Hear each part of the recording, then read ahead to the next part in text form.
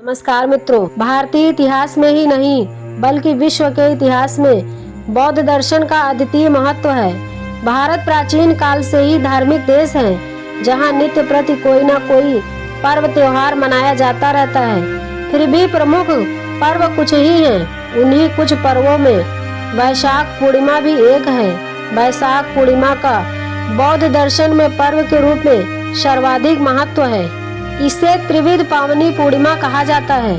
तथागत गौतम बुद्ध के जीवन से संबंधित प्रमुख 3 घटनाएं वैशाख पूर्णिमा की तिथि को ही घटित हुई थी। कपिलवस्तु जनपद के लुम्बिनी नामक वन में उनका जन्म वैशाख पूर्णिमा के दिन हुआ था। दूसरी घटना इसी पूर्णिमा के दिन बोध गया में सिद्धार्थ को बुद्धत्व परम ज्ञान प्राप्त हुआ था। और तीसरी घटना के रूप में इसी पूर्णिमा के दिन कुशीनगर के सालवन में तथागत गौतम बुद्ध का महापरिनिर्वाण हुआ था। इन्हीं 3 कारणों से इस पूर्णिमा को त्रिविध पावनी पूर्णिमा कहा जाता है। बौद्ध सम्राट अशोक ने इस पर्यटन स्थल की भी यात्रा की थी और तथागत गौतम बुद्ध के जन्म स्थल लुम्बिनी पर एक प्रस्तर स्तंभ शिला स्तंभ भी स्थापित करवाया था। इसी स्तंभ पर उन्होंने एक अभिलेख लिखवाया था जो आज भी विद्यमान है। इस लेख में लिखा हुआ है कि यहीं पर तथागत बुद्ध पैदा हुए थे। वैशाख पूर्णिमा की दूसरी घटना तथागत गौतम बुद्ध के जीवन की सबसे महत्वपूर्ण घटना बोध गया में बुद्धत्व प्राप्ति की है। बोध गया के चिंतन में उन्होंने पाया दुखों का कारण अविद्या या अंधविश्वास है, जिससे संशय संस्कार उत्पन्न होता है। संशय मानव को भोग विलास की ओर प्रेरित करता है, जिससे नाम रूप और षडायतन अर्थात 5 ज्ञानेंद्रिया और मन उत्पन्न होता है। इंद्रियों द्वारा स्पर्श होता है, जिसमें वेदना पैदा होती है। वेदना 3 प्रकार की होती है: सुख वेदना, दुख वेदना एवं सुख दुख वेदना। वेदना से तृष्णा उत्पन्न होती है। 1 से 2, 2 से 4, 4 से 8, 8 से 10, 10 से 100, 100 से 1000 और 1000 से लाख पाने की लालसा ही तृष्णा है। तृष्णा से उपादान और उपादान से भव अर्थात पुनः जन्म लेने की अभिलाषा उत्पन्न होती है। तदंतर जन्म जरा मरण अनुगमन करता है। प्रत्येत्य समुत्पाद की ये दिशा कारण से कार्यफल की ओर ले जाने वाली है। इसकी दूसरी गति प्रतिगामी है अर्थात कार्यफल से कारण की ओर ले जाने वाली है। जरा मृत्यु का कारण जन्म है। जन्म का कारण पुनः जन्म लेने का भाव है। जन्म ग्रहण करने की भावना का आधार उपादान है। उपादान का कारण तृष्णा है। इस समुत्पाद अर्थात जन्म मरण के कारण फल का सिद्धांत 12 कड़ियों वाला है। अविद्या, संस्कार, विज्ञान, नाम रूप, षडायतन, स्पर्श, वेदना, तृष्णा, उपादान, भव, जाति, जन्म, जरा मरण। तृष्णा 2 प्रकार की होती है: भव तृष्णा और विभव तृष्णा। तृष्णा का कारण वेदना है। वेदना अर्थात अनुभूति से तृष्णा जागृत रहती है। वेदना का कारण स्पर्श है। यह कई प्रकार का होता है, जैसे चक्षु स्पर्श, घ्राण स्पर्श, कर्ण स्पर्श, कार्य स्पर्श, जिह्वा स्पर्श और मन स्पर्श। स्पर्श का कारण आयतन अर्थात 5 ज्ञानेंद्रियां और मन, जिसके अभाव में कार्य नहीं हो पाता। 6 ज्ञानेंद्रियों का कारण नाम रूप अर्थात नाम और शरीर है। इस नाम रूप का कारण संतानोत्पत्ति का विज्ञान है। विज्ञान का कारण संस्कार, ज्ञान, वेदना, चखना, सुनना आदि है। संस्कार कारण अविद्या है। इसे हम इस प्रकार समझते हैं कि अविद्या निरोध से संस्कार का निरोध होता है। संस्कार निरोध से नाम रूप का निरोध होता है। इसी निरोध क्रम से सभी कड़ियों का निरोध हो जाता है। बुद्धत्व प्राप्ति में तथागत गौतम बुद्ध ने देखा कि प्रत्येक प्राणी दुख से पीड़ित है, परंतु ये दुख का कारण नहीं है। इसका कारण है और वह कारण है तृष्णा। इस कारण को दूर किया जा सकता है।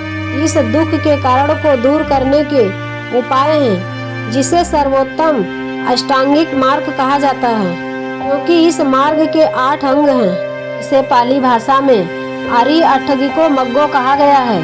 ये 8 अंग इस प्रकार हैं: सम्यक दृष्टि, सम्यक संकल्प, सम्यक वचन, सम्यक कर्मांत, सम्यक आजीविका, सम्यक व्यायाम, सम्यक स्मृति एवं सम्यक समाधि। सम्यक स्मृति एवं सम्यक समाधि दुख से मुक्त होने तथा सुख चाहने वाले प्रत्येक व्यक्ति को 2 चरम सीमाओं का सेवन नहीं करना चाहिए। पहली चरम सीमा काय सुख अर्थात भोग विलास की चरम सीमा है और दूसरी चरम सीमा काय क्लेश की है। शरीर को व्रत तप के माध्यम से जीर्ण शीर्ण करना, ये सभी ऐसी चरम सीमाएं हैं जो मानव के लिए अहितकर हैं। इसलिए उसे दोनों चरम सीमाओं से बचना चाहिए और दोनों चरम सीमाओं के मध्य से होकर गुजरने वाले मार्ग का आचरण करना चाहिए, यानी मध्यम मार्ग का आचरण करना चाहिए। यथार्थ सुखी होने के लिए प्रत्येक व्यक्ति को भोग विलास में नहीं फंसना चाहिए और न शरीर को इतना कष्ट दे जिससे जीवन ही नष्ट हो जाए।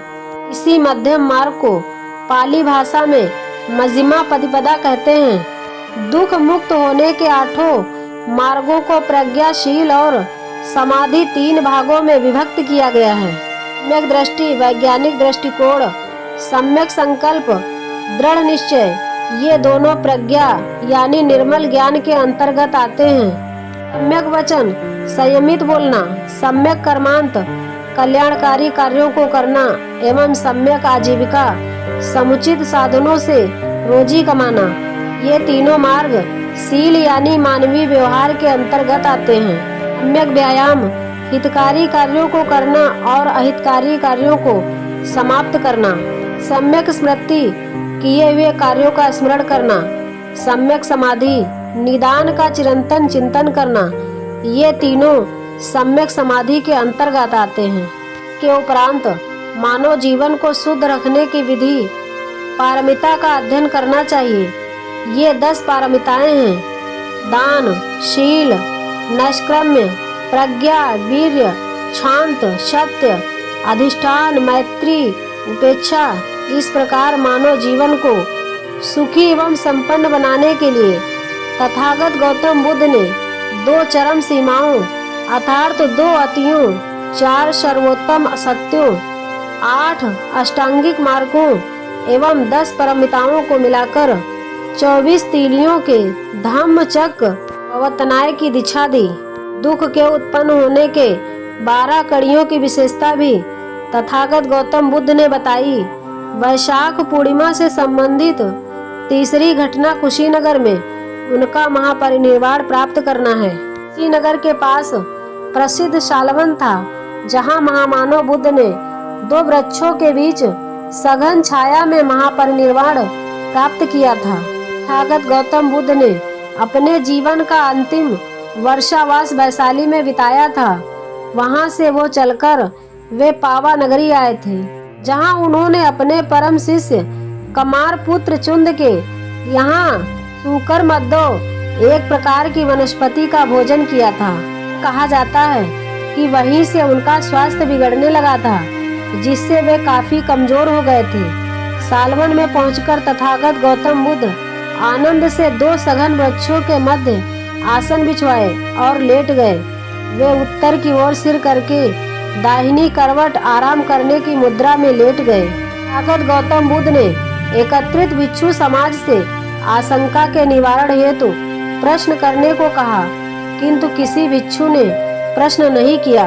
महामानव गौतम बुद्ध ने भिक्षुओं को अंतिम संदेश देते हुए कहा कि भिक्षुओं निर्मित हुई वस्तु संस्कार नाशमन है, इसीलिए आलस्य त्याग कर जीवन के लक्ष्य को प्राप्त करो। तत्पश्चात ध्यान करते हुए वे महापरिनिर्वाण को प्राप्त हुए थे। इस प्रकार वैशाख पूर्णिमा महामानव बुद्ध के जीवन से विशेष रूप से संबंधित है। तीनों घटनाओं से संबंधित स्थल लुम्बिनी, बोधगया और कुशीनगर विश्व के बौद्ध समुदाय के लिए प्रेरणा केंद्र है। तीनों घटनाओं जन्म, बुद्धत्व प्राप्ति एवं महापरिनिर्वाण के फलस्वरूप त्रिविध पावनी पूर्णिमा के नाम से सार्थक हो गया। यह धम्म ऐसा है जो प्रारंभ में कल्याणकार है, मध्य में कल्याणकार है और अंत में भी कल्याणकार ही है। अर्थात आदि कल्याणम, मंझे कल्याणम, पर्योशानम कल्याणम।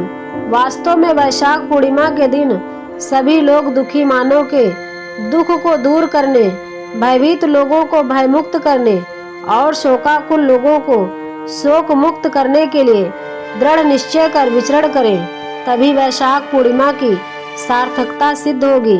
अतः दीपो भवा, अर्थात अपना प्रकाश स्वयं बनो, तभी तथागत गौतम बुद्ध का संदेश सार्थक होगा। अंधेरों को कोसो मत, अंधेरा मन से दूर भगाओ, अज्ञान अंधेरा पास न भटके, ज्ञान के दीपक खुद बन जाओ। मित्रों, ये हमारी वीडियो आप लोगों को कैसी लगी कमेंट कीजिएगा और हमारे चैनल को लाइक और सब्सक्राइब कीजिएगा और कमेंट में नमो बुद्धाय लिखिएगा। नमो बुद्धाय।